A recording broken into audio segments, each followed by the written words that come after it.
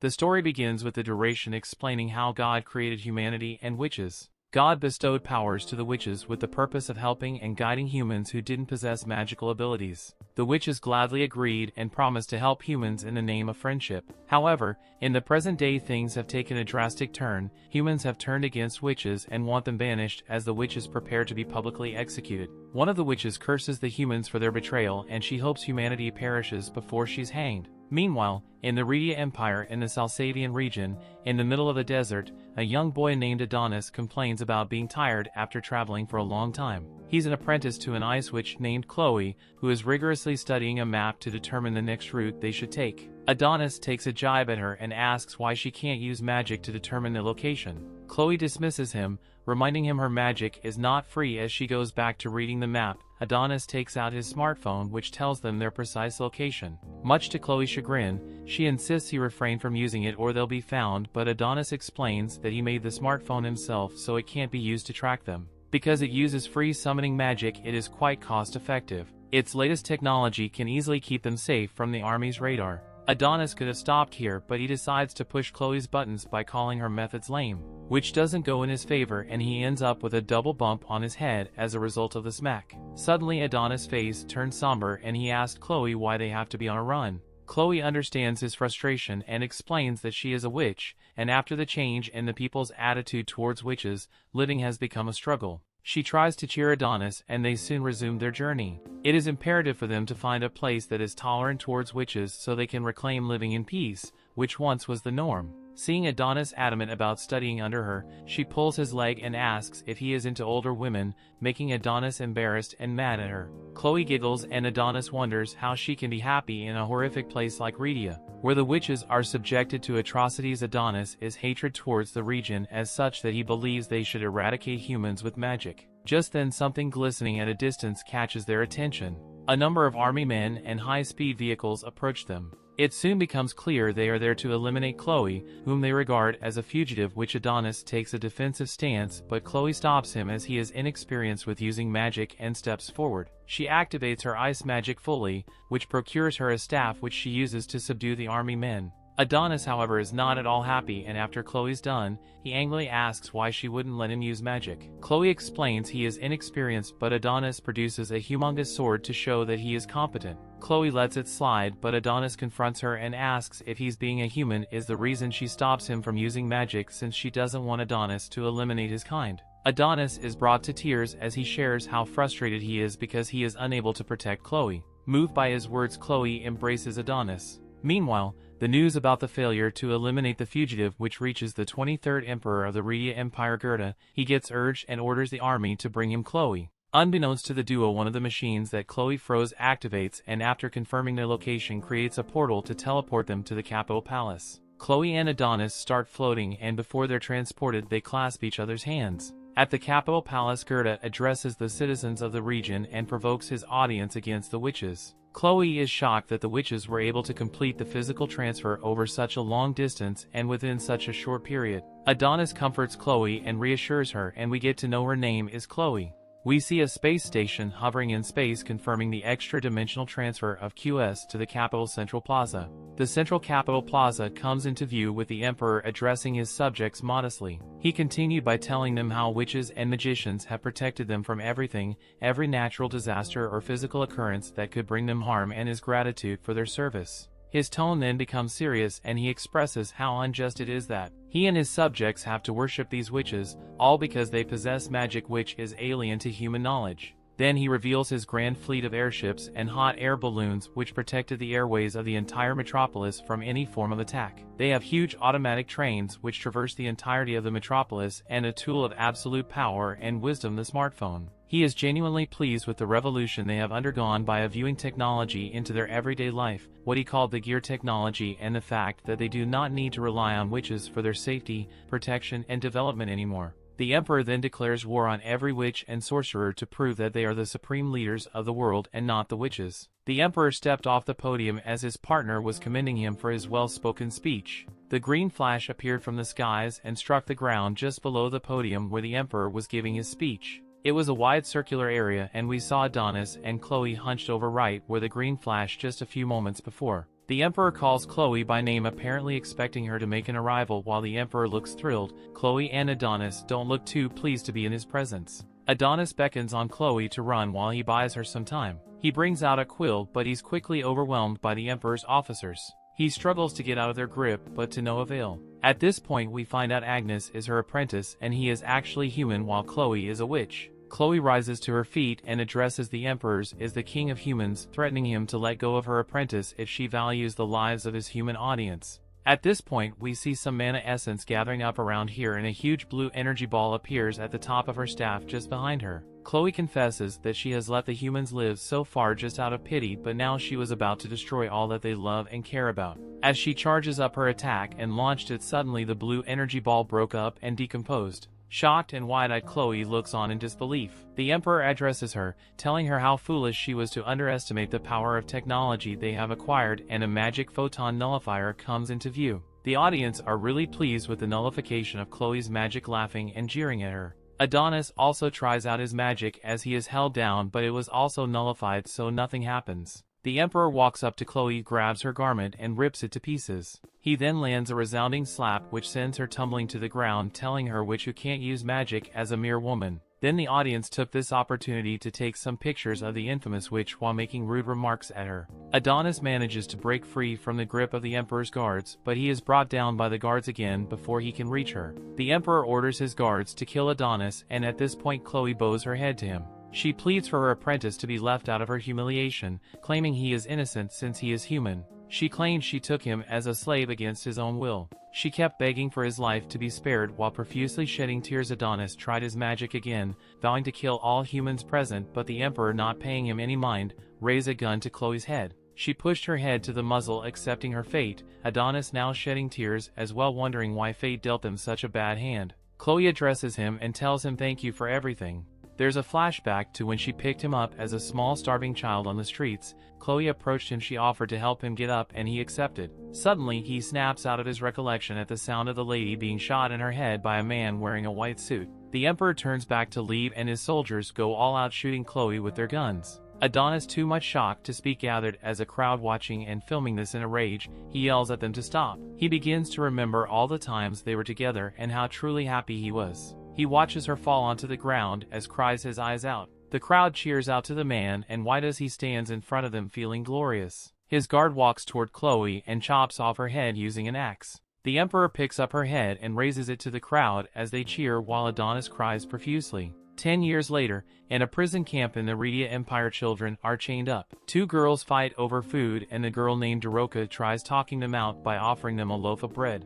But one of the girls just snatches it from her, asking her to stay away from their dispute. Just then a girl named Anna walks up to her to find out if she's okay and why she gave her food. Daroka just avoids the question, playfully telling her that she okay. They sit together and Anna tells Daroka about how generous she is. She begins to cry, saddened by the fact that they were told if all witches were dead in the world would be a better place, but they still fight themselves even after all the technology was invented. Daroka cheers her up with some puppet show, telling her they'll be fine no matter what, and they both eagle sadly. Just then some guards come and yelling a prisoner's number and asking him to get up, but no one responds. In fear, the girls whispered this was the 4th time someone had been called and taken and wasn't returned back to the holding units. They both stared at the guard in fright, wondering who had been called upon. Just then Daroka looks at their tag to find out that it was Anna being called. She quickly exchanges their tag, takes Anna's number and responds to the guard. He asks her to follow him. Meanwhile, Anna stares at them as they both walk away with tears gushing from her eyes, and shocked Daroka is sacrificing herself for her.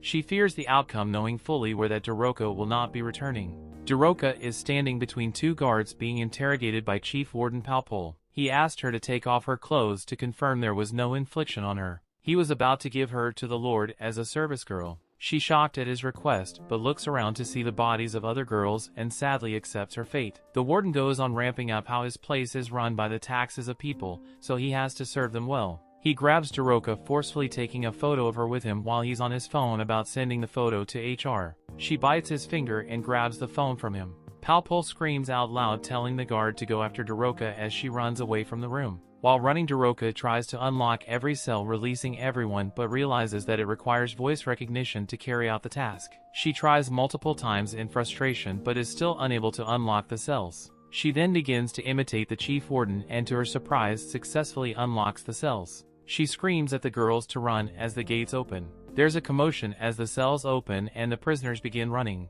The guards are unable to control the situation, so they call for backup. Daroka runs towards giant golden doors and taps the phone to unlock it. The door opens, revealing a room with a steel containment. As she stares at the containment, some guards catch her, hitting her to the ground. They are trying to control the situation by preventing the doors of the containment from opening, but it is too late as the door opens. We then see a man covered in bandages releasing himself from several chains. He is Adonis, who's been confined for the past 10 years and now wants revenge. Things continue. The guards tremble in fear and Adonis, with unparalleled anger, breaks free from his shackles with fear. In his voice, one of the guards points out that prisoner 1001 is free and he wants to report it to the chief. There is no time though, so they make the incredibly wrong decision to try and put him back in the chamber. These hopeless fools think it will help if they all going at once, but Adonis instantly eliminates one of them. Without a single word or wasted movement, Adonis expertly finishes off the other two, Daroka probably wishing she still had her puppets. It's terrified out of her mind and Adonis begins to approach her.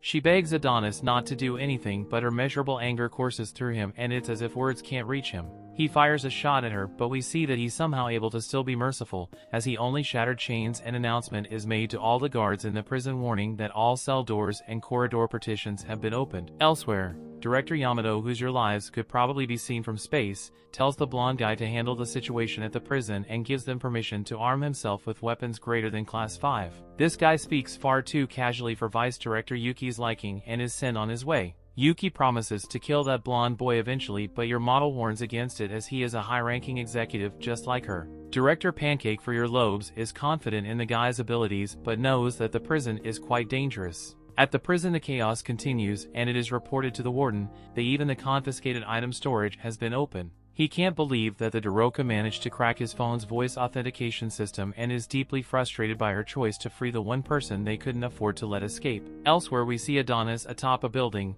He tests his powers by firing a bullet and uses one of his written-style summoning spells called Gain. Adonis, clearly with only one goal in mind, it claims that it's now time to end every last citizen. Back at the prison, blonde boy, whose real name is Isekai, reports that he has searched the entire internment camp but found no signs of the boy. We see that taking care of the situation actually meant eliminating all the prisoners, and he learns that a building was struck by a massive shell. He will head there as soon as possible but decides that he needs to clean up the cause of the mess first. Back in the city, Daroka is completely distraught. She blames herself for the catastrophe that's to come since she couldn't stop Adonis. Nearby, Adonis roams the city and we see that his destructive behavior has made the news. It reports that a massive artillery show-like object was fired into a building. The extent of the damage is unclear, but it could be an attack by neighboring nations. Adonis continues to roam as he thinks about how Chloe would not praise him for what he's about to do. He imagines what she would say, emphasizing that getting revenge won't bring her back to life. He managed to escape, so she would want him to just go enjoy his life, but Adonis is able to find just a tiny bit of comfort from these words. But some belligerent jerks, who probably deserve what's coming to them,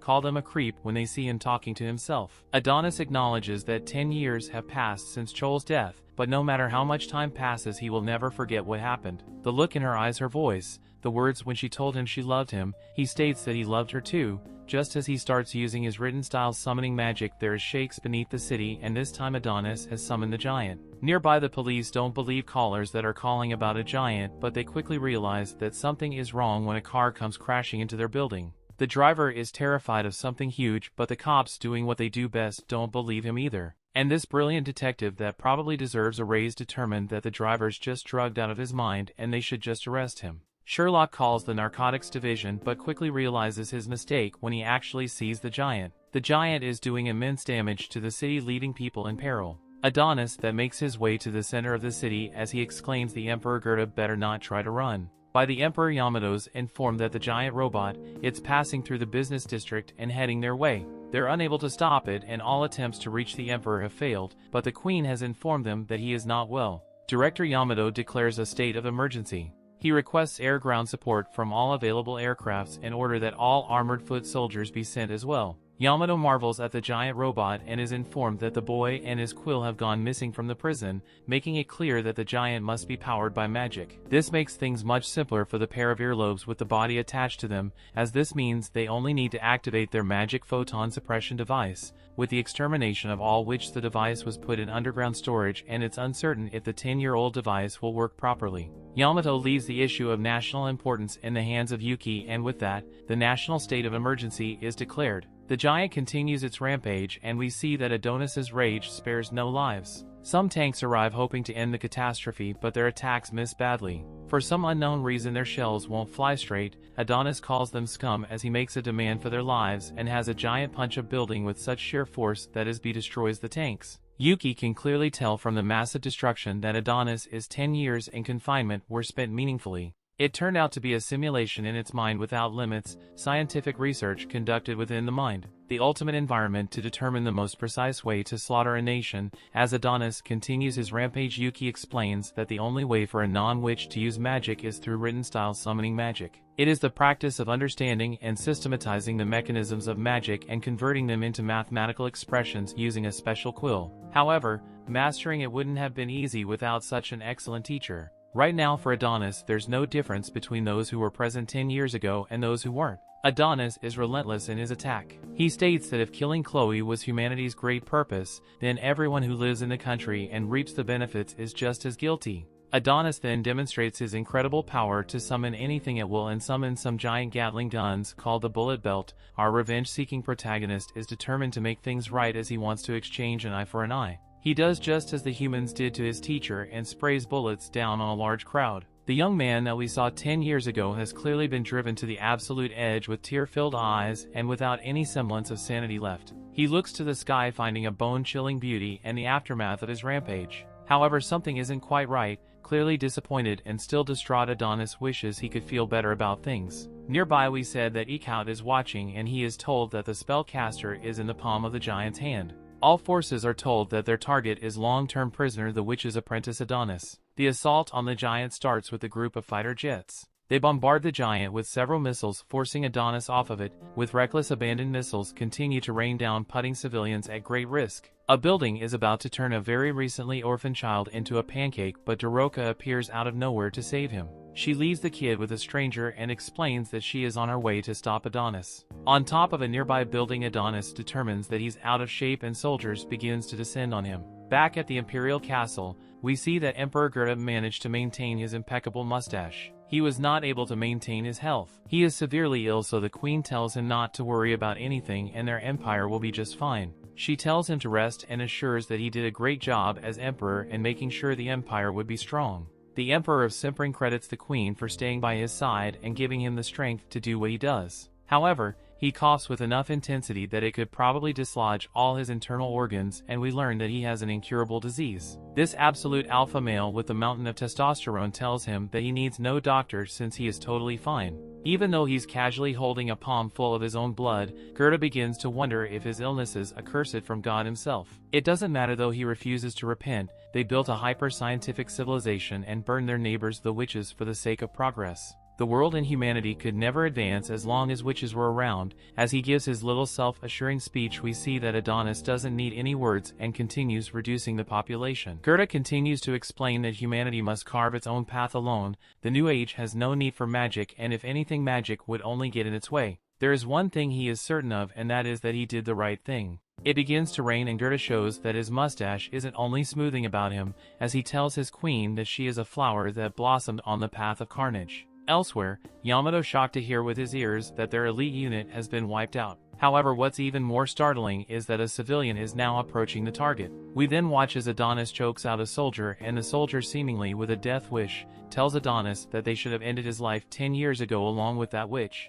Adonis, so some of the coldest eyes will ever see, agrees that they should have ended him, and even he wishes they had. Before Adonis can take out more of his frustrations, Doroka arrives to stop him. She begs that he stop his rampage as he has already taken the lives of many citizens of this empire. She wonders if he hasn't done enough yet and explains that she doesn't want to see any more innocent people die. The word innocent absolutely sets him off, and he shockingly ends the soldier's life right in front of her. Doroka has made a huge mistake, as they're trying to tell him that these people are innocent has made him realize something. He was confused but has now determined that whether they're radiant or not, all humans are his enemy's subjects for extermination even if they're prisoners. Doroka shows no fear though and tells them that Chloe wouldn't want this. She foolishly pushes her luck but continuing to remind him about Chloe. But this just makes Adonis even more furious, and he reminds the human scum to not casually speak Cole's name. He assumes that Daroka just started to distract him until the next wave of soldiers arrives. It's exactly the type of things humans would do since they always fight dirty just like they did back then. He is certain that there's no way the witches would have lost to humans if they hadn't used cheap tricks.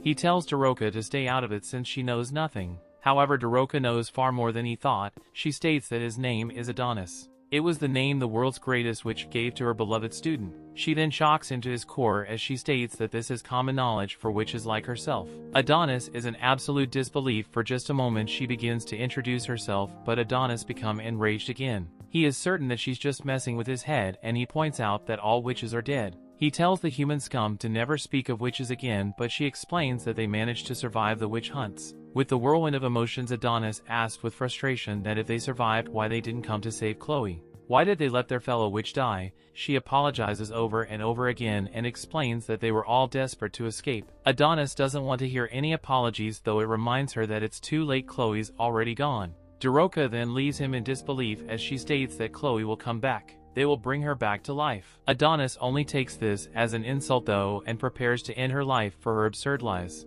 She pleads to him and explains that she infiltrated the country to save him in order to bring back Chloe. They need his memories of her. They need him to resurrect Chloe. Adonis doesn't even seem to be listening to her anymore as he summons a sword. He continues asserting that he will end everyone. He will end her and anyone that gets in his way. He will end anyone who defies him and everyone who speaks of Chloe. Daroka decides that if that's what Adonis needs, then she will gladly give her life to satisfy him. She says that she's just glad to have met him, and Adonis reminded of when Chloe said those exact words. Adonis collapses to the ground, breaking down in tears. His relentless pursuit of revenge pauses for a moment, overshadowed by the faintest glimmer of hope to bring back Chloe. Adonis isn't sure what to believe anymore, but is certain that he desperately wants Chloe back and asks Daroka if it's really possible. She assures him that it is. Daroka instructs him to come with her and promises that he isn't alone anymore. Adonis, changing his focus from vengeance to a desperate grasp at hope, reaches out to her, only to be utterly stunned when Daroka gets shot. It's eked out and he's just disappointed he couldn't hit both of them. Things continue. We then get a look into the recent past as the city is being invaded. Daroka is there and she could only watch helplessly as her home is being destroyed. Her neighbors are being ended right before her eyes, but surprised to see that Mia is still alive. Mia has no clue what happened and explains that the humans just attacked suddenly. Daroka can't make sense out of it as she points out that they were getting along solo with the humans until recently. Daroka wants to go full Hogwarts and magic everything back to normal, but Mia says that they can't and points out that the humans have brought a machine that suppresses their magic. Mia tells Daroka to run and tell someone named Ophelia what is happening as she might be able to help. Daroka wants Mia to come with her, but doesn't seem to realize that Mia has a giant hole in her back that looks like the Grand Canyon and she probably won't be able to stand up, let alone go on a trip. Mia tells her how to get to Ophelia's house, and we finally get to see the origin story of the great night puppet she had in prison. Mia won't let the gaping hole in her back stop her from making one last performance, and she uses a puppet to tell Daroka that she is a strong girl. This absolute show woman hides the pain from her back cave, deepens her voice, and tells Daroka to run as quickly as she can. No one will be able to catch her, and she will be there before she knows it. Daroka takes the puppet and begins running as Mia says her final goodbye. She knows not to look back as she runs as fast as she can, and soldiers find Mia to finish off what they started. Back to the present, Adonis by Daroka's side after she had just been shot. He begs her not to die just yet and desperately asks her how he can bring Chloe back from the dead. She tells him something about the witches we can hear, but he has to move away quickly as bullets rain down on her. Surrounded by soldiers, Adonis' rage can never seem to end as he feels like he's being messed with. He was just given hope that Chloe could be brought back, but has no clue how to do it. The soldiers prepared and Adonis's life, and the foolish Ecout who stupidly shot the girl that was going to help Adonis, tells Yamato prematurely that Adonis is dead. However, we see that Adonis has picked up his quill and he tells the humans not to get cocky. The soldiers then just watch as Adonis prepares his attack, and only after a few seconds do they decide to shoot.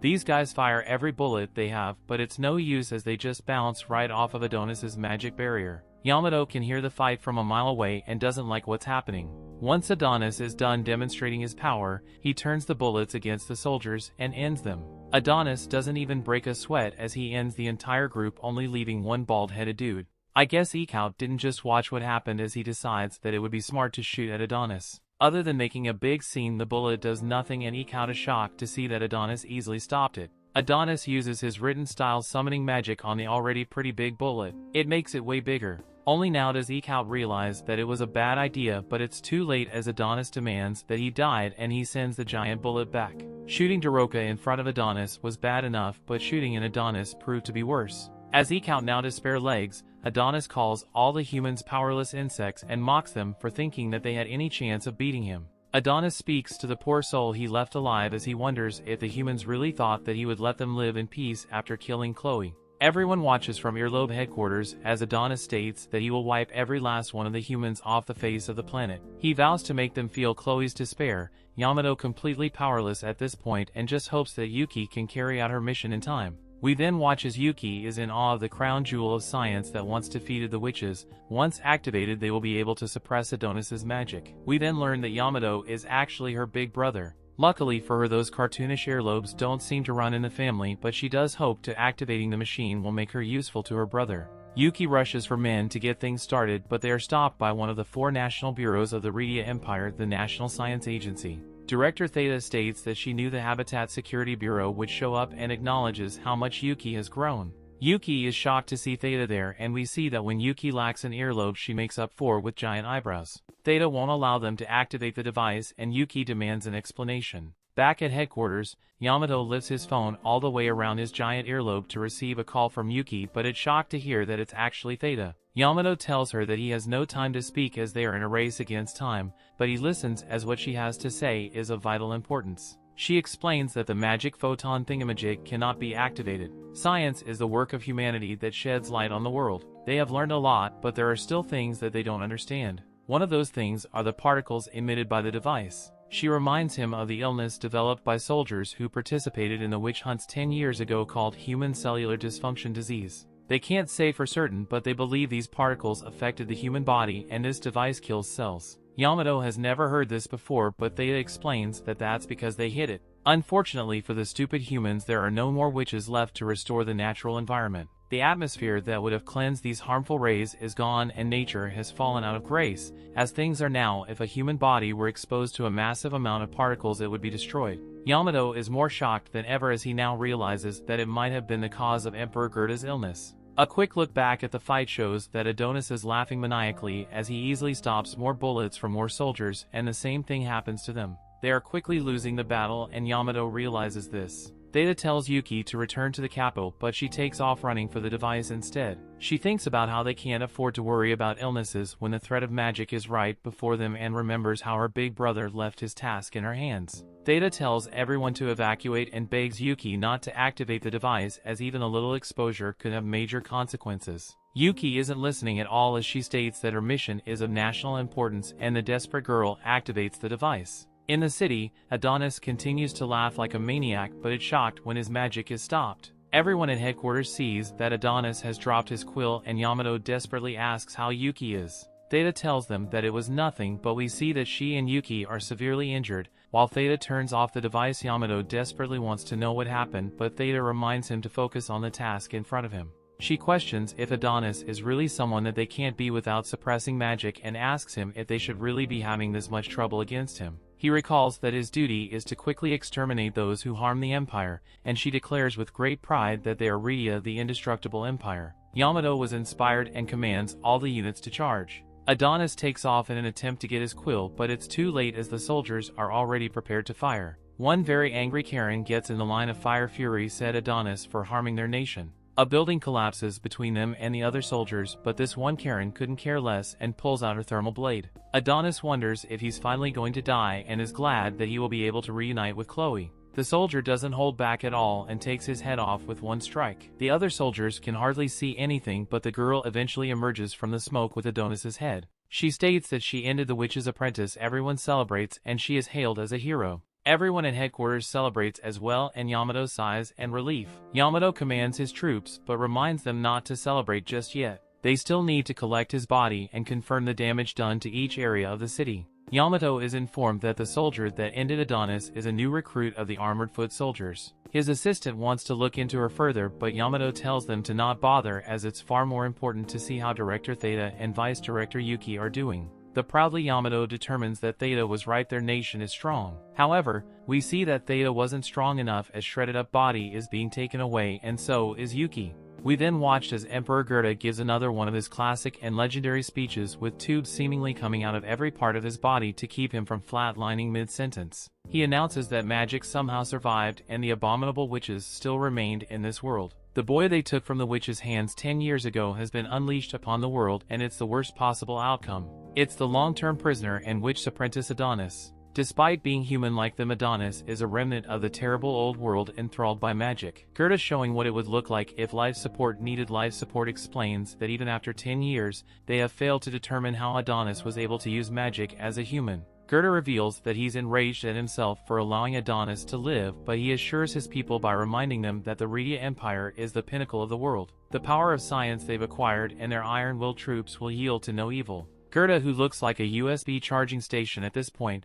wraps up his speech by telling his people to be proud they were born human in the Redia Empire. This psycho states that the old world is gone, God is dead, and their nation is now God. At some random school we see that some girl was watching the speech on HM Tube. The teacher acknowledges that things haven't been easy as a few of their students have died, and we see that some plans on a desk and remembrance of one of them. The teacher's apprentice asks whether Witch's apprentice sided with the witches if he was a human, but the teacher has no clue. Class is over and he probably just wants to get the heck out of there. The red-headed girl is approached by another girl who states that she saw what she did. The redhead instantly knows what she is talking about but defends herself by saying that it was a normal reaction to that situation. The girl decides to leave her alone, but the redhead still hopes that she eats herself off the building. The redhead is named Eri and she goes to the site of the destruction. She is furious at the Empire for not doing their job to protect the people, and we see that she was the girl whose boyfriend was begging for help. She hesitated to help him and ultimately decided to run for her life, leading him to wonder why she would abandon him just before being crushed. She feels terrible for abandoning him, but even worse for being physically attracted to the guy using magic. A guy surprises her and she can instantly tell that he is with the government. She tries to delete the photo she has of Adonis, but the man told her that it's okay and he will keep her secret.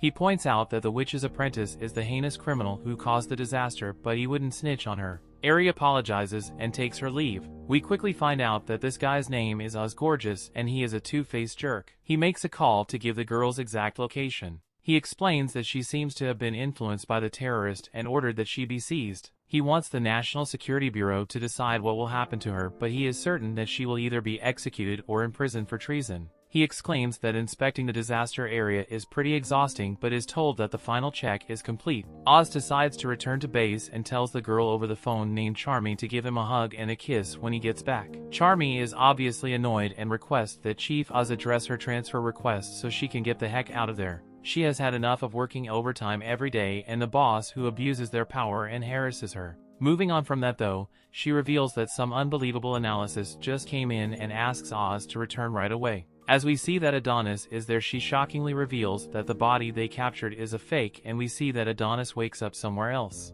The story continues. We see Adonis lying on a bed struggling against unknown witches who are holding him down. The witches monitor his vitals while he's unconscious. The witches are scared because he won't last very long in this state. Adonis keeps screaming and then his pupils roll down from his head. Lady Ophelia, the leader of the witches, tells them not to give up. She walks over to Adonis and restores his senses by stimulating his brain. After working her magic, Adonis wakes up back on the battlefield. He sees his body lifeless at the female soldier's feet and gets confused. She introduces herself as Anna and explains she used her magic to make a duplicate of him. She reveals herself as a witch who along Daroka infiltrated the country. She tells Adonis it was all a plan to resurrect Chloe. She assures him she'll get him to safety. Adonis doesn't trust her and tries to question her. She tells him off and asks Madame Ophelia to send him off. Adonis is engulfed by a ball of linen which floats into the sky. Anna watches as the ball disappears out of sight. She is sad that Daroka is now on another planet. Adonis wakes up back in the midst of the unknown witches. He falls off the bed shivering. Madame Ophelia hugs him, thanking him for fighting for them. Adonis brushes her off, asking her who she is. Adonis looks around and recognizes the place as the Nation of Witches. Adonis is put in a wheelchair and shown around. The atmosphere around the Nation of Witches is happy and cheerful. Two witches are standing by a group of pillars. One of them calls out to him, happy he is now in good health, and Adonis stops to talk to them. She tells him Chloe would be sad if anything happened to him. The other one agrees. He asks them if they'd met Chloe before. They tell him she was a kind witch who took care of them when they were younger. They tell him they loved her. Adonis just heaves a sigh of sadness. He beckons on the witch who is pushing his wheelchair to keep on going. Adonis is brought before Ophelia. He tells the witch pushing his wheelchair to let him walk, but Madame Ophelia refuses. She tells him humans are not allowed to walk on their land. She tells him he has taken a very complex path to get to their nation and any slight mistake could have grave consequences. She tells him his body was placed under a lot of stress. Adonis checks himself to make sure he doesn't have any serious injuries. He asks her what she did to him, but she simply tells him she invited him over to their nation. Addressing him as Chloe's apprentice, she tells him everyone knew Chloe because she was a kind and smart witch. However, Chloe was cast out of the witch's nation. Adonis accuses her of being the instigator of Chloe's exile because she taught magic to him, humans. Ophelia asks him if Chloe told him about it, but he replies he's spent enough time around her to know that. Madame Ophelia tells him the magic of witches is sacred to them. She tells him the magic bestowed upon them represents their devotion to lead humankind. She tells him it's not something a human should be taught. They could never understand why Chloe decided to take a human apprentice. Every witch begged Chloe to abandon Adonis and return to the witch nation, but she refused. Despite all their pleadings, Chloe apologized to them and walked away. Ophelia tells Adonis despite everything she's still loved by all. Adonis angrily asks her if she's done reminiscing. She stretches out her hand and summons Adonis' quill over her palm. She tells him he can have it back. He gets up from his wheelchair and rushes towards Ophelia. He pushes away a witch who is in his way like a useless sheet of paper. He tells Ophelia to give back his magic quill. Ophelia calmly admires the quill, calling it a true masterpiece. She floats it over to Adonis, telling him it's clear Chloe made it for him. Adonis holds the quill close to his chest with love and sadness. He says no one else could have made such a quill for him. Adonis asks Ophelia if she can bring back Chloe from the other world. She tells him witches do not lie. Adonis raises his head and sighs with contentment. He opens his eyes and he's shocked by what he sees. He can see the earth to the distance. Ophelia tells him the witch nation is a place no human can reach. She tells him that they arrived at the moon years ago and they made it a home for witches to live peacefully. She calls it Lunamelia, the new witch nation far out of the reach of humans. Madame Ophelia explains to Adonis that the advent of technology revealed humankind's true nature. She tells him perhaps the earth was made spherical so humans cannot see too far ahead because God feared for their future. Adonis tells her he doesn't buy it. Ophelia turns around and shows Adonis the gravestones of scores of witches who have lost their lives. She tells him humans are always constrained by emotions and social constraints. These emotions and social standards have blinded humans to the real truth. She tells him how the king believed that witches would corrupt humankind. She admits to a tree. She tells him the tree is called Meadow and it's capable of producing witches. He looks up at the tree and on the tree there are different nests housing witches and production. She tells him that witches, unlike humans, they do not have mating pairs, instead they receive life from the meadow tree's fruits. She thinks her explanation would amaze Adonis, but he's indifferent. She tells Adonis the tree is the last surviving tree brought from Earth. She tells him humans burnt down the other trees. Adonis looks through a certain nest and he's surprised. Ophelia tells him it's the only tree that can give birth to and regenerate witches. He walks closer to the tree in disbelief as he sees a regenerating Chloe. He reaches out his hand towards the nest and asks Ophelia if that is Chloe. She tells him it's not, it's just a witch waiting to be born. She tells him for her to become Chloe, she would need his strength. Adonis doesn't understand what she means. She tells Adonis that magic is the act of giving one's thoughts physical form in the material world. She tells him the written style summoning magic he uses can be used to give form to anything, depending on how good he is. She tells him his magic is enough to make anything happen. She tells Adonis that he could seal all his memories into the fruit witch and make her become Chloe. She tells him he's the key to Chloe's resurrection. Adonis looks determined and Ophelia starts walking away from the tree. She tells Adonis let her know when he's ready to begin the ceremony. She walks away, leaving Adonis standing alone before the tree. Adonis lies down on the grass and contemplates his choice. He can't believe his magic will resurrect Chloe. At that moment, Anna appears before him. She asks him if he doesn't have something to say to her. Adonis condescendingly asks her if she expects thanks from him. She tells him he can't possibly be serious with tears rolling down her cheeks. She tells him Doroka gave her life for him.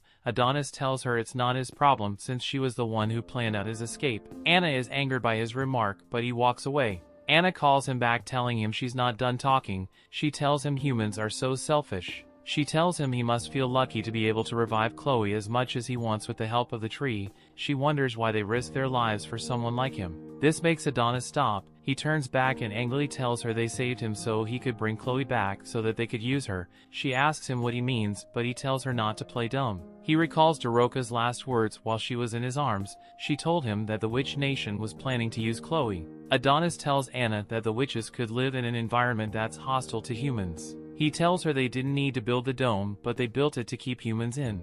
He tells her how the witches plan to kidnap humans with their magic and teach them written-style magic so they can fight. He tells her since witches are near extinction and they need a new source of soldiers. He tells her it's only because Chloe makes quills, that's why the witches want her resurrected. Anna is even more surprised. She grabs his shoulder and asks what he's going to do, and she asks him to help them so Daroka's death won't be in vain. Adonis tells her he'll resurrect Chloe, but anything after that is up to Chloe. He tells her if Chloe doesn't approve of them, then they will become his enemy. Later in the day, Ophelia and the witches begin the ceremony. Adonis approaches the tree and uses his magic to cast a summoning spell from his memory. The magic is absorbed by the unborn fruit witch. Adonis remembers when Chloe was teaching him about Falulu, the witch's constellation. He was bored of her teachings because he'd heard it over and over. He points out other constellations she taught him to her. She's impressed Adonis was able to memorize the constellations. She thinks he's a magic prodigy and she must be some kind of god to be his teacher. He points out a constellation called Adonis constellation and accuses Chloe of making it up.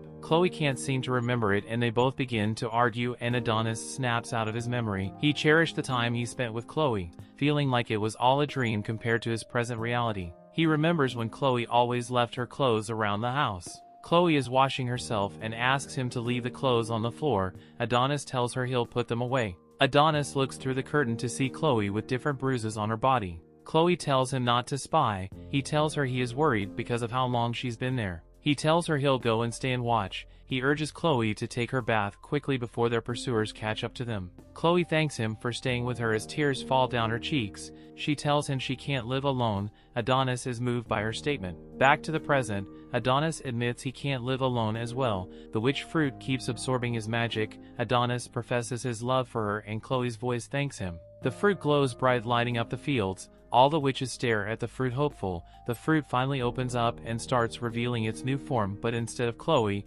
it's Daroka who comes out. The story continues. Adonis remembers when he asked Ophelia if she could bring Chloe from the dead. Ophelia confirmed, mentioning that witches never lie, but Adonis knew that was a lie. Ophelia talked about how the evolution of science made humanity reveal its true nature against the witches or created by God to guide humans into the future. However, Adonis knew that was a lie and that Ophelia planned to use Chloe in attack. Adonis was crying while performing the spell to bring Chloe back to life. He wanted to see her again, but he refused to revive her. He loved her too much to see her being used by her own kind. He felt like she had no place in this world anymore, and that's why he used another spell called Replace. He used it to rewrite the ritual and revive Daroka instead. He picked her up as her body fell from the tree and said he didn't want his depth of Daroka saving his life to be unpaid. Daroka was confused when she saw Adonis. She looked around and saw Ophelia and the others, recognizing she was in Lunamelia. She remembers being shot until she realizes she has no clothes on. She gets shy and gets some distance from Adonis. She apologizes for showing her true form, but Adonis simply drops his jacket on her. He tells her that there are even as she saved him before and orders her to put it on. However, Daroka is confused and asks what about Chloe. Ophelia calmly asks why he betrayed them despite their help. She says that they tried their best to bring Chloe from the dead. They also risked themselves to rescue him and heal his wounds. They tried everything to guarantee his safety, but he betrayed them. The other witches blame him for being a human. They accuse him of never having loved Chloe because in the end he chose to revive Daroka instead. Ophelia orders Daroka to tell her what she did to him. She thinks Daroka has put some idea in Adonis's head. Daroka doesn't know what to say, but Adonis simply says he won't resurrect Chloe and order the witches to shut up. Ophelia starts laughing at the situation and calls him a mere human. She asks why he's trying to show off, but suddenly summoning particles start to appear. Ophelia doesn't understand what's going on and asks what Adonis has done. Adonis simply smiles like the crazy guy he is and reveals a chip. He explains that humanity arrested him for 10 years, so they had put a tracking device on him. He then reveals to Ophelia that witches aren't the ones who will destroy humanity, all because he will do it by himself. He destroys the chip and throws it, creating a huge explosion. The Mito tree starts burning to Ophelia's distress. However, there's a bigger problem.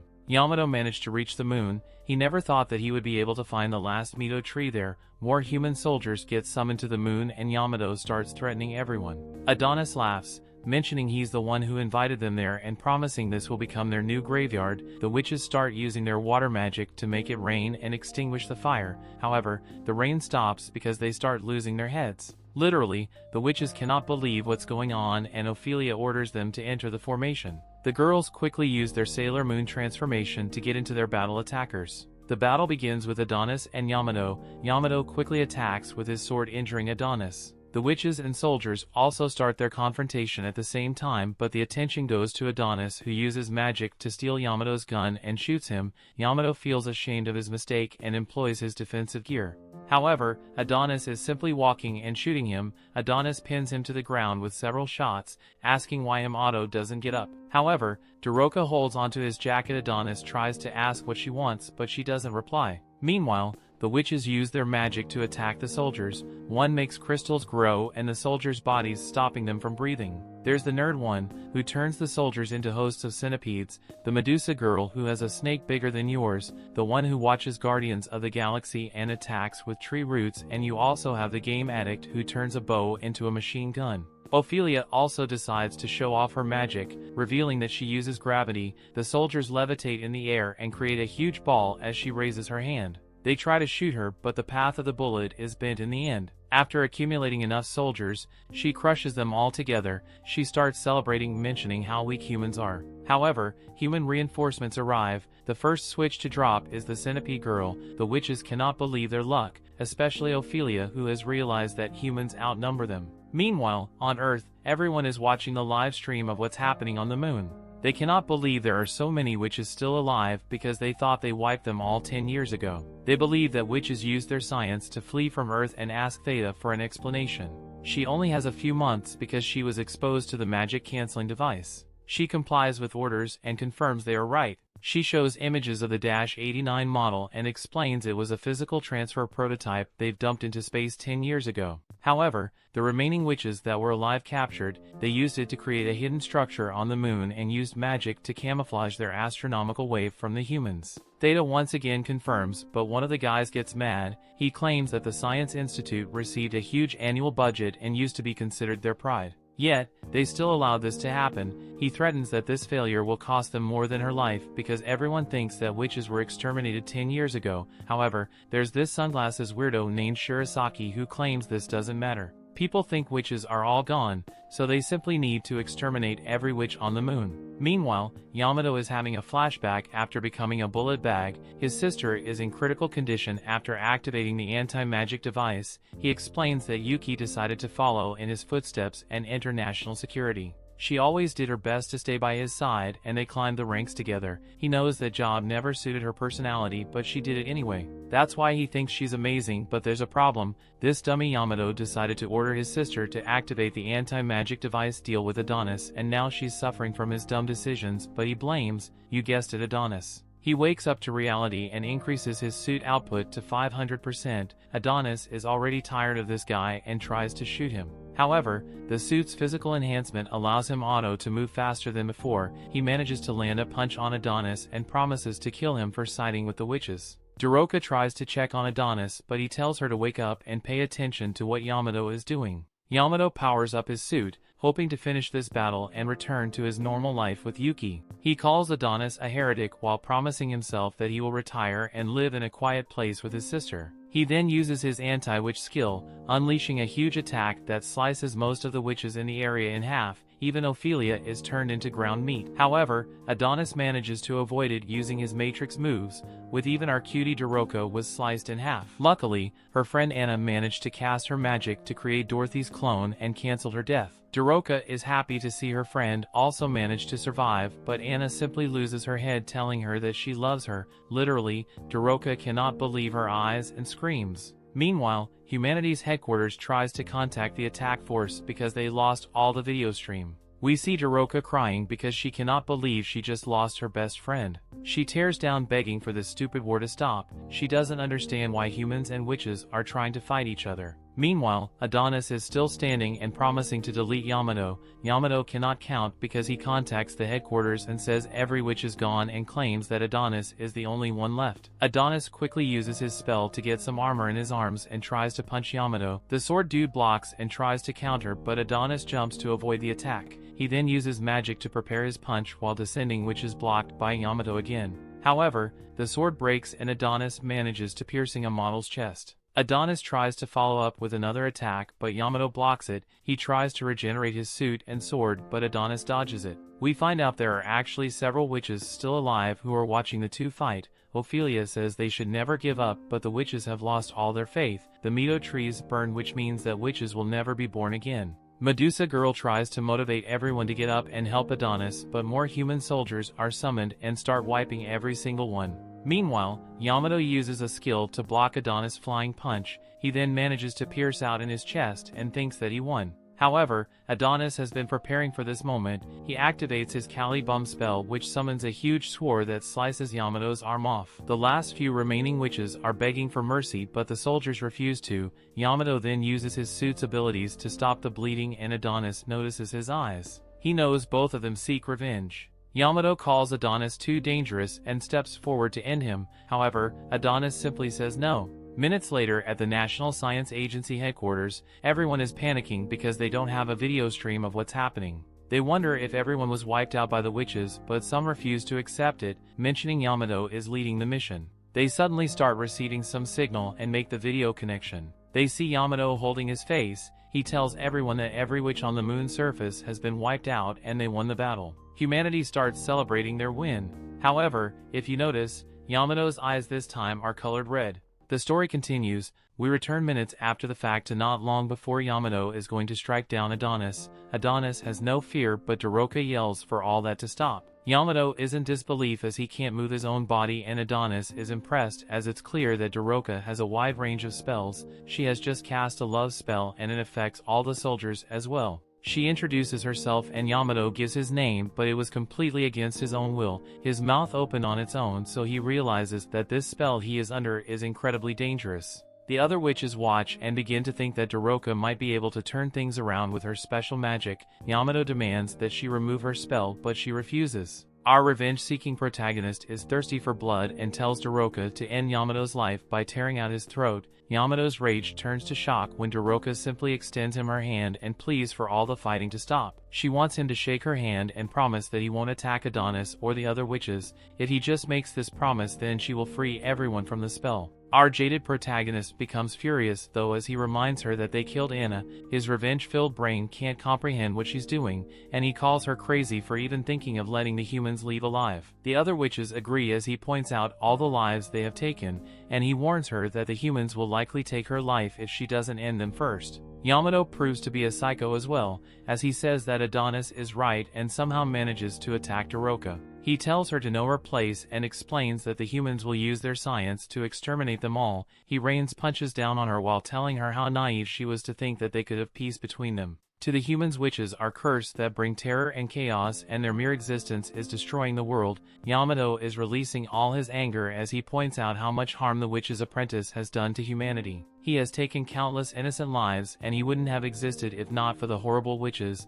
Yamato wants the witches to finally just accept their extermination, and we see that the soldiers are able to move again. Yamato thinks about how Yuki wouldn't be in the condition she is in if it wasn't for the witches, and he beats Daroka relentlessly. Daroka somehow manages to speak and tells him that the humans have taken countless lives as well, not even just the massacre they just did right now, but the extermination of witches 10 years ago. Daroka understands that the humans feel like they don't need the witches anymore because they have their precious science, but she can't understand why they feel the need to exterminate the witches. She points out that humans and witches used to be friends, and once again pleads that they put an end to the fighting. Daroka would like for him to start by ordering the retreat of his men, but Yamato's still filled with rage. She casts her love spell on him again, and Yamato begins to feel strange. He shows his intense resolve though as he reminds himself who he is, and proclaims that he won't be beaten by some magic spell. He tries really hard to break the spell, but he then imagines himself as a child hugging Daroka, and this to get simplified by her spell.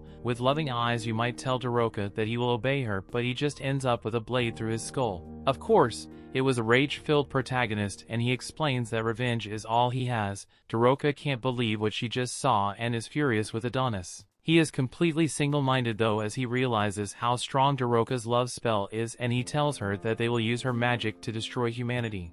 At the royal palace, the king is told that their strike force is still fighting and they are not sure if the witches will be defeated, as they are putting up quite a fight. Unfortunately, their communication with headquarters is poor, so they aren't sure of all the details. The king once again asks if they will defeat the witches, so the terrified soldier just tells him that he believes their victory is certain. The queen wonders if the witch's apprentice is there as well, and they are both glad to hear that he is. The king graces us with his impeccable mustache and demands that his soldiers burn the witches along with the entire moon if they have to. This genocidal maniac rejoices as he sees that the end is nearing for all the witches and the brat who wanted revenge against humanity. This guy that was just giving really convincing speeches just a few episodes ago is really losing his mind now, as he laughs like a maniac. He calls the witches sore losers for running off to the moon, but states that they can never escape. The king wants to be assured by his wife, so he asked her to tell him how incredible he is and asked for her to praise him. He's really having his moment now, as he has finally achieved his goal of exterminating the witches, and everyone celebrates. The poor soldier that has had to listen to his psychiatric rant thinks about how he had heard that the king's condition was deteriorating, but he had no idea it was this bad. He is then shocked as the queen holds the king and tells him that everything is going to be okay. The king just acts like a baby sometimes and needs to be praised. She praises him for enduring so much trust for such a long time, and the king just keeps repeating over and over again how much he loves her. We then see why the king is like this, as the queen shockingly uses the love spell on him. She compliments him for finally eliminating the witches and tells him that he can end his own life now. She has some little Boy Scouts play a little tune, and she praises the king for walking as if he were a toddler. The king has a jolly old time as he makes his way to the ledge, but the soldier is shocked and wonders what is wrong with the king. King Go with is completely gone at this point and explains that he has always given the queen what she wanted. He is truly the king of Sims, so he will gladly give his own life to make her happy. The king is proud of himself for climbing up to the best spot, but the soldier begs for him to come down.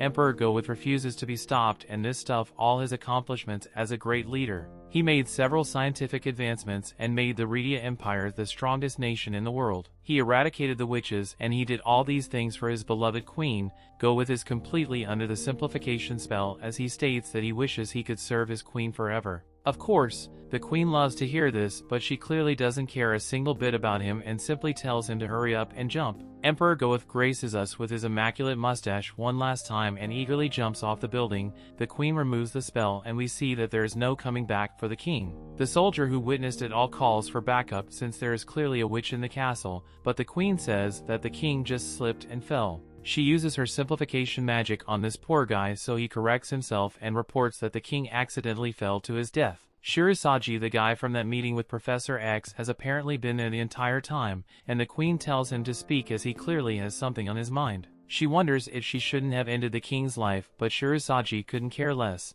and points out that that puppet was no longer necessary. The queen points out that her spell only works on men. Her kind is too much of a threat against her, so that is why they needed to be eliminated. Shirosaji points out that the world can be hers now, but she calls him an idiot as she doesn't want this world. He should already know what she really wants, and she threatens to take his life just like this poor soldier's if he doesn't bring her Adonis's real head this time. Shirosaji promises the queen that he won't fail her, but she proclaims that she is no longer a queen. She then reveals her true identity as the witch of the unknown named Dorothea. Her goal is to get someone back, and we see that this person looks like a red-headed version of Adonis. Back on the moon, Daroka rejects Adonis's plan to use her magic to destroy humankind. Adonis is clearly demented as he still smiles and tells Daroka not to release her spell. He goes after the soldiers who still can't move and tells them to cry the same way he did when they took Chloe's life. Daroka begs him to stop, but it's far too late as our protagonist slices through all their troops. Daroka can only watch in horror, but she knows what she must do. She never wanted to have to use her spell on him, but Adonis clearly won't stop otherwise. Adonis something appears before her and threatens to make her live again if she tries to cast her spell on him. Adonis continues his massacre as the soldiers beg for their lives and brochures to tell him that this won't change anything. Revenge will only give birth to more revenge. Adonis isn't in the mood to be lectured, but Daroka explains that she's just tired of all the fighting, all the death is too sad for her to take, but Adonis is practically the opposite as he can't stop. He finishes up all the soldiers and finds Yamato to steal his face. Adonis vows to make the humans pay with their extinction and uses a spell to change his voice to Yamato's. We then go back to the present. When Adonis, pretending to be Yamato, reports back to headquarters, he explains that the battle was fierce and none other witches survived. Unfortunately, aside from himself, none of the humans did either. Yamato explains that he will be returning alone and he tells them to bring him back, but we see that Theta can tell that this thing they are looking at is not Yamato. Some witches that are watching are horrified and we see that Adonis is using Yamato's face as a mask. He once again commands that they teleport him back and he promises to bring back the head of the witch's apprentice. Ophelia's upper body is still somehow alive and she realizes that this is what Adonis is planned all along.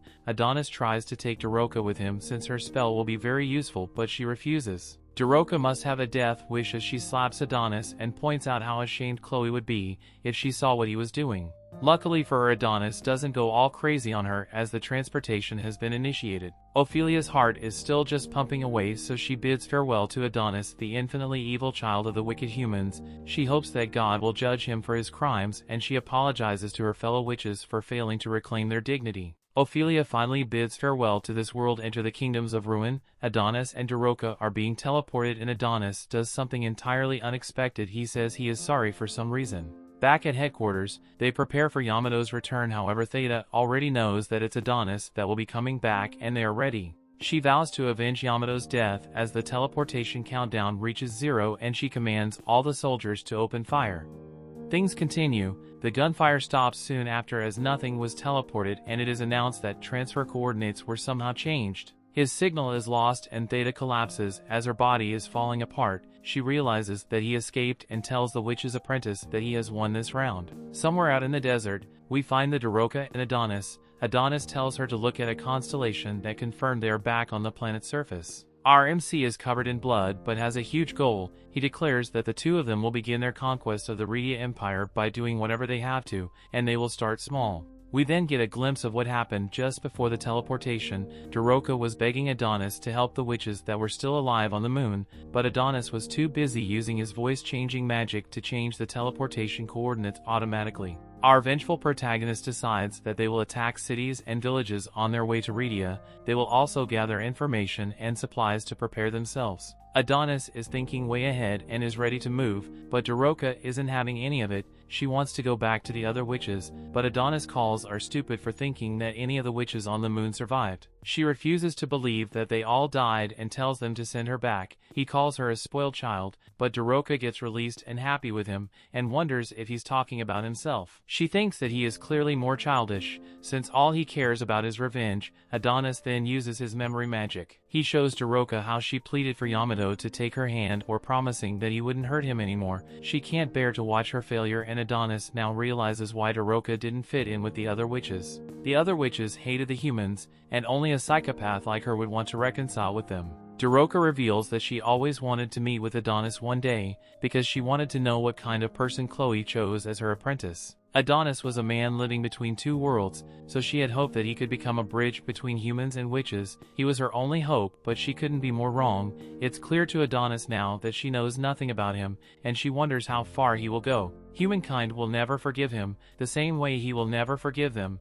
so the fighting will never stop. Adonis silences her and states that Chloe's life is more precious than all of humanity. The world that took her from him made a huge mistake and deserves to be destroyed. This pink-haired girl just can't understand his rage and wonders how much he is willing to sacrifice. She blames him for what happens to all the witches on the moon because he's summoned the humans there, but he points out that summoning humans was the only way to get them back to Earth. All her friends were just pawns in his plan, and Daroka somehow still can't believe how cold-hearted he is. She becomes really upset since those witches battled so hard to survive the witch hunt, only to become pawns in his selfish plan, but Adonis silences her again. He can't understand how she can continue to argue for the humans when they took so many of her friends' lives. Adonis accuses her of committing the greatest crime against their lives by not wanting revenge. Daroka still disagrees and states of revenge won't heal any wounds. Adonis ever doesn't care anymore. He begins to walk away as he says that he has nothing left to lose. Daroka just won't let it go as she tackles him and reminds Adonis that he still has the life that Chloe works so hard to protect in a world filled with cruelty. Daroka begs they cannot let it change him. She isn't even asking him to forgive the humans. Daroka just knows that if he continues seeking revenge, then will shatter his heart and he will become more like the people that took Chloe from him. Daroka thinks he still has plenty to lose, but the two just can't understand each other's. Revenge is proof of Adonis's existence and irreplaceable proof that Chloe lived with him. Adonis feels like every last trace of Chloe's existence would simply vanish if he stopped seeking revenge, and that thought terrifies him. Daroka breaks down in tears and Adonis prints out all she does is cry. They seem to finally be understanding each other a little bit, but Daroka realizes that Adonis's health is declining rapidly. A bunch of bikers spot them in the distance, and wonder if there are a couple that just eloped. Their ringleader is called Mr. Punch and he's left to decide what will be done with them. Sometime later, Adonis wakes up in a strange place. Our MC is getting pretty tired of waking up in places he doesn't recognize, and tries to remember what happened. He remembers Daroka asking the bikers for help, as he was quickly losing blood and couldn't move.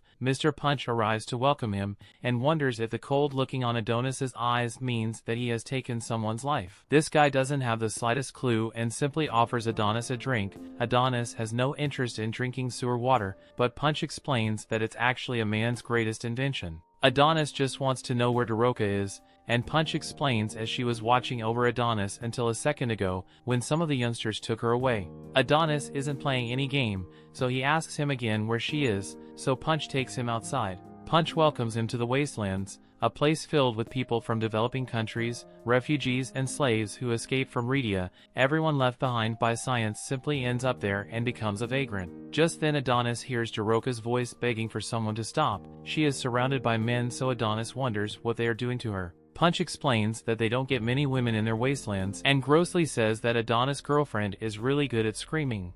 Adonis has had enough of these people and instantly rushes to save Daroka. He prepares to annihilate all the scum but is shocked when he sees that Daroka is just learning to ride a motorcycle. She was begging for someone to stop the motorcycle, but all the guys are just encouraging her to learn. Daroka is glad to see that Adonis is awake, but she face plants straight into the ground. She is concerned about his injuries, but she looks to be in pretty bad shape herself. Daroka gives Adonis some little figurines and apologizes for not realizing how injured he was. Our MC is just as cold as ever though, and tosses the little things. Punch declares that they will be throwing a party and has our door will help prepare his payment for rescue them. That night, everyone gets hammered and Daroka serves their drinks. Some old dude tries to get smooch with her, but she leaves him in the dust. Adonis isn't in the partying mood, which makes Daroka a bit sad, so some guys wonder if she's in the middle of a fight with her boyfriend. She tries to clear things up about them not being together, but no one believes her. They want to know what their story is, so Daroka says that her and her friend are traveling the world. They all have a good laugh as they can't believe they would come visit the wastelands,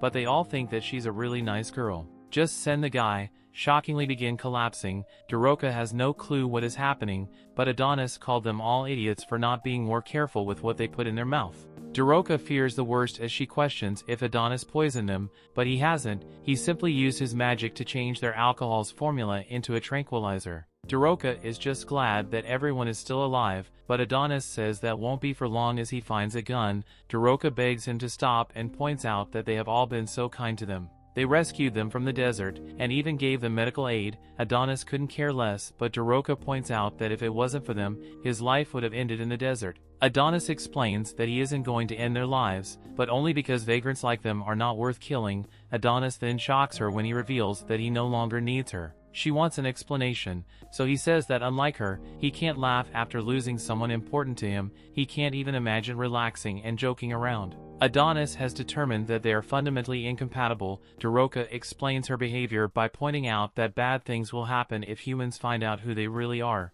They have to blend in with them because she can't let them suspect that she is a witch. Daroka laughs to keep up appearances, but there's no way she could really just be fine after what happened. Adonis just silences her once again to tell her never to end up like him, and he leaves. The next morning, Mr. Punch wonders if Daroka's boyfriend left. She corrects him about Adonis's not being her boyfriend, and Punch can't help but point out how brazen Adonis is. He left without so much as a thank you, and left Daroka there all on her own. Punch thinks that she made the right decision by breaking up with him. Daroka can see something in Adonis that no one else can know, and she knows that he is actually really kind. We then see Adonis all alone, as he thinks about everything Daroka told him. She has made a serious impression and our cold-hearted protagonist with all her advice, but he actually hates it. Just then he sees that someone has come after him, and he wonders if he made the tranquilizer too weak. He then suspects that it might be someone from the Redia Empire. It doesn't really matter who it is though, so he prepares for a fight and declares that he will end the life of anyone gets in his way. Back in the wastelands, Daroka is absolutely stunned when Mr. Punch reveals that he knew that Adonis was the witch's apprentice all along. Daroka tries to deny it, but it's no use. Mr. Punch says that Adonis is a completely different man now and has a memory from his past. He was dying in the desert when Chloe the Ice Witch and her young apprentice saved him. Mr. Punch explains that the greatest happiness a man can know is having something worth fighting against the entire world for. This guy is the wisest biker you will ever see, and he explains that you will never settle an argument over whether or not revenge is wrong. Adonis has chosen revenge, and even if it leads to his death, that is his choice. He wonders what Daroka plans to do, and she explains that she doesn't want anyone else to die because she failed to protect Anna and the others. Daroka refuses to let Adonis die, so Mr. Punch wonders what she's still doing there talking to him. We then see that the one coming after Adonis was actually Daroka, and he wonders if she is trying to end his life. Daroka promises to not get in his way and has to let her travel with him. Adonis is shocked as Daroka explains that she gave us some thought and thinks that Adonis does need her. It's dangerous to travel alone, and give company makes traveling seem quicker. She thinks they would both benefit, but Adonis just wonders why she didn't stop. He can't believe what a noisy girl she is, and Adonis chases after the out-of-control Daroka. Mr. Punch just hopes that Adonis won't make Daroka cry and wishes luck to Chloe's beloved apprentice. That brings the episode to an end. Thanks for watching. Want next part? Subscribe the channel and turn on notification bell.